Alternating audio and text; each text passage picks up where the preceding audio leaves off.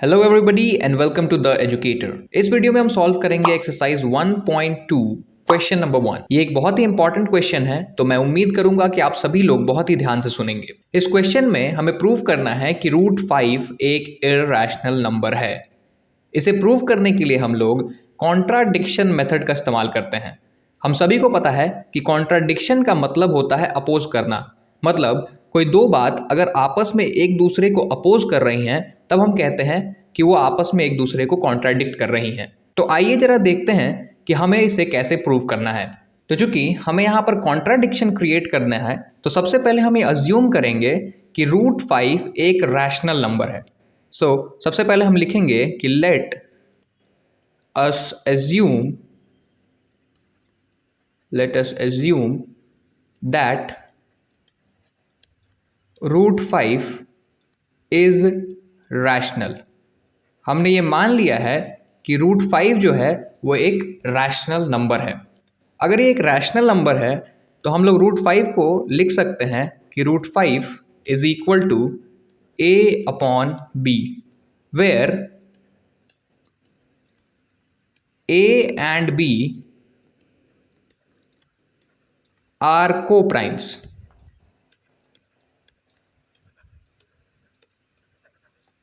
and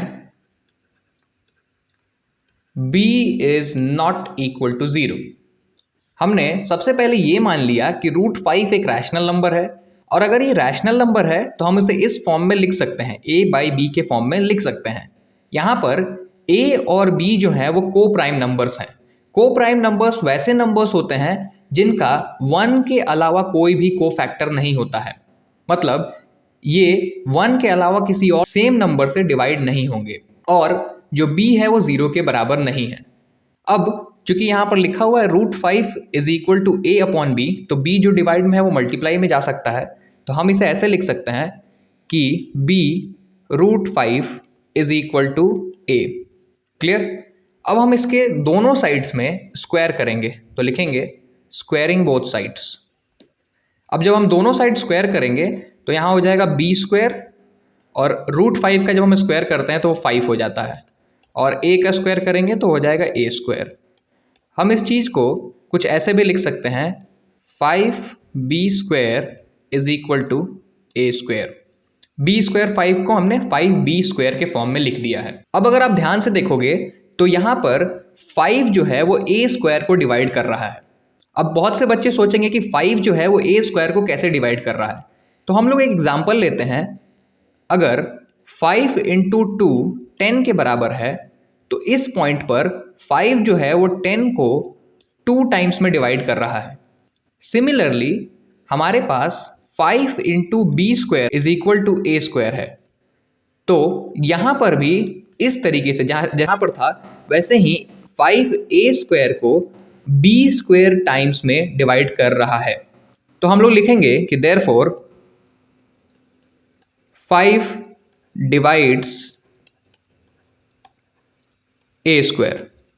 और हमारे NCERT book में दे रखा है कि अगर 5a² को डिवाइड कर रहा है तो वो a को भी डिवाइड करेगा, तो 5 डिवाइड्स a ऑल्सो।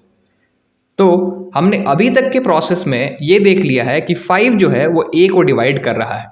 अब हम लेट करेंगे 5c is equal to a। हमने ऐसा क्यों लेट करा? तो अगर आप यहाँ ध्यान से देखोगे तो 5a² को डिवाइड कर रहा है b² टाइम्स में, तो वैसे ही 5 जो है वो a को भी डिवाइड करेगा। तो 5 a को किसी नंबर से डिवाइड करेगा, हमने उस नंबर को यहाँ पर c एज्यूम कर लिया है। तो हम लिख सकते हैं कि 5c is equal to a।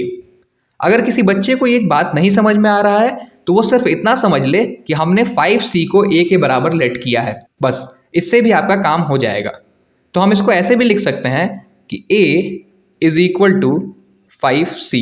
अब हम a की वैल्यू को a is equals to 5c को इस इक्वेशन में पुट करेंगे। हम इस इक्वेशन को मान लेते हैं कि ये इक्वेशन 1 है। तो हम यहाँ लिखेंगे putting a is equal to 5c, जो a की वैल्यू आई है उसको हम पुट कर रहे हैं इक्वेशन 1 में, इन इक्वेशन 1। तो जब हम इसे इक्वेशन 1 में पुट करेंगे तो यहाँ पर हो जाएगा 5b² is equal to a की जो वैल्यू है वो है 5c, तो a की जगह पर हम लिखेंगे 5c और a का स्क्वायर है तो हम 5c का स्क्वायर कर देंगे। तो ये हो जाएगा 5b² इज इक्वल टू 5 5 जा 25 और c का स्क्वायर। इस पॉइंट पे 5 से 25 कट जाएगा 5 टाइम्स में, क्योंकि 5 इधर मल्टीप्लाई में है, इस साइड जाएगा तो डिवाइड करेगा, RHS में जाएगा तो डिवाइड करेगा और 5 को डिवाइड कर देगा 5 टाइम्स में। अब हमें यहाँ देखने को मिलेगा कि b² is equal to 5c²। हम इसको ऐसे भी लिख सकते हैं कि 5c² is equal to b²। अब आप देखो, जिस तरीके से यहाँ पर 5a² को डिवाइड कर रहा था, वैसे ही यहाँ पर 5 जो है वो b² को भी डिवाइड करेगा। तो हम लिखेंगे 5 डिवाइड्स b², और अगर 5 b² को डिवाइड कर रहा है तो 5 b को भी डिवाइड करेगा, 5 डिवाइड्स b। अगर आप यहाँ ध्यान से देखोगे तो 5a को भी डिवाइड कर रहा है और 5b को भी डिवाइड कर रहा है, तो हम यहाँ लिख सकते हैं कि 5 divides both a and b, मतलब 5a और b दोनों को डिवाइड कर रहा है। इसका मतलब ये है कि 5 जो है वो a और b का कॉमन फैक्टर है। तो हम लोग यहाँ लिख सकते हैं कि सो 5 इज अ कॉमन फैक्टर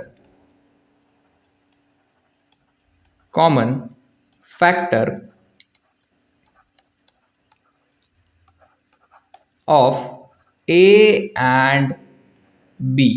अब अगर आप मेरी बातों को ध्यान से सुन रहे हो तो आप ये समझ गए होगे कि यहाँ पर किस तरीके से कॉन्ट्राडिक्शन आ रहा है। सबसे पहले हमने ये देखा था कि a और b जो है वो को प्राइम नंबर्स हैं, मतलब a और b के पास 1 के अलावा कोई भी कॉमन फैक्टर नहीं होगा। लेकिन हमने यहाँ देखा कि 5 जो है वो a और b का कॉमन फैक्टर है, मतलब यहाँ पर एक कॉन्ट्राडिक्शन आ गया। यहाँ बोलता है कि 5 जो है वो a और b का कॉमन फैक्टर है, और यहाँ हमें बता रखा है ऊपर में कि a और b जो है वो को प्राइम्स है, मतलब इनका 1 के अलावा कोई भी कॉमन फैक्टर नहीं होगा। तब इस पॉइंट पर हम अपनी गलती को मानेंगे और लिखेंगे hence our assumption is incorrect. Our assumption is incorrect.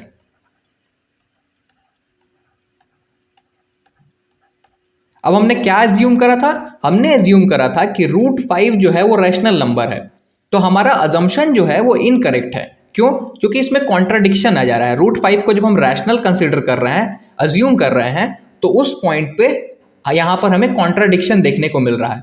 तो इसलिए हमने अपनी गलती मानी और हमने लिखा कि hence our assumption is incorrect, मतलब हमने जो एज्यूम करा था वो इनकरेक्ट है, एंड √5 इज इरैशनल। और √5 जो है वो इरैशनल है। मैं उम्मीद करता हूं कि ये सवाल आपको समझ में आया होगा, और इस तरीके के और भी एग्जांपल्स जैसे √2, √3 प्रैक्टिस करने के लिए आपके मैं आगे बनाने वाला हूं, जिसका लिंक मैं डिस्क्रिप्शन में डाल दूंगा, तो एक बार आप जरूर से चेक कर लेना।